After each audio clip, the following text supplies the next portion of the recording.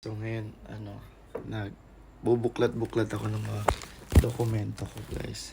May gusto akong i-share sa inyo. Nakita ko yung sa neuropsychological ko na evaluation report. Basahin lang natin kasi ang tagal ko na itong hindi nakita. Sa mental status ko, guys, alert pa naman tayo. Oriented pa naman tayo sa place and time. Tapos yung registration ko, good. And recall is good. Ang mental ability, yung IQ is 116. Actually, ngayon ko lang to nakita, itong IQ. Hindi ko siya pinansin. Parang requirement ko last time. Above average na ako. Ano? Above average. Ayan. Pero hindi naman tayo yung gifted, yung super high. Okay lang yan. Motor functioning, okay naman. Personality profile, ito na. Yung hypochondriasis, hindi ko alam kung anong ibig sabihin nun. Depression ko is average. So, meron akong average depression. Denial yung high. May liga akong mag-deny sa sarili ko. For example, di ko na kaya. Parang ganun. Feeling ko yun eh. Kasi parang pag hindi ko na kaya, pagod ako. Sige lang, tuloy lang. Parang ganun. So, denial ako sa mga things na parang alam kong ewan ko kung may positive effects pa yung pagiging denial.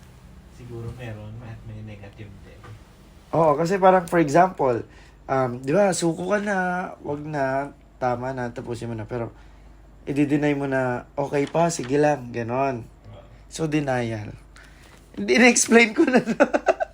Pero kung negative, ano bang negative effects negative ng denial? Sample. Hindi mo kayang Negative na, deny. hindi mo kayang tanggapin ang Yun. Yung hindi mo kayang mag-accept ng mga... Next tayo. Interpersonal problems, low. Parang ang daming tumatakbong problema sa utak ko. Hindi, kasi few years back ito eh. Baka iba na ngayon. Alienation. Paano to? Hindi ko alam. Average lang. Persecutory ideas. Hindi ko rin to alam. Anxiety ko is low. Thinking disorder is low. Impulse expression is average lang. Social introversion. Introvert ako. Sabi ko sa inyo, mahihain talaga ako eh. Average. Self-depreciation, average, and deviation.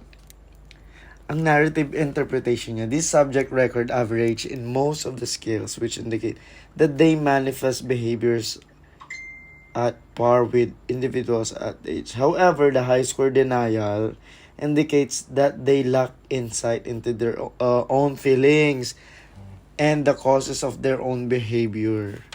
Yun, for example, tama yung example ko kanina. They tend to avoid unpleasant, exciting, or violent topics. Yeah. They may also become relatively emotionally unresponsive. On the other hand, their low scores in interpersonal anxiety and thinking disorder indicate that they have a high tolerance to external stressors. So parang binabalance na yung denial. Such as irritation from noise. Iritado ako sa noise, pero ngayon, changes in routine, disappointments, and mistakes of others. Wow, napakabait ko naman dito. They manifest respect to authority, particularly defined resolution. They remain calm. Kalmado lang pala ako, Kuya Friends eh. Confronted by unexpected things like that. They are able to be confronted. Kasama pa rin yan sa mo? Yes, they have no difficulty in distinguishing daydreams. So, ako ay mentally, or yung personality ko is intact and stable. Kumuha ng ganyang Siyempre, sa psychologist. Magkano binayaran mo? Hindi ko alam, libo-libo to eh. Ayun guys, so bye-bye. Thanks for watching. Matino tayo guys. Stable.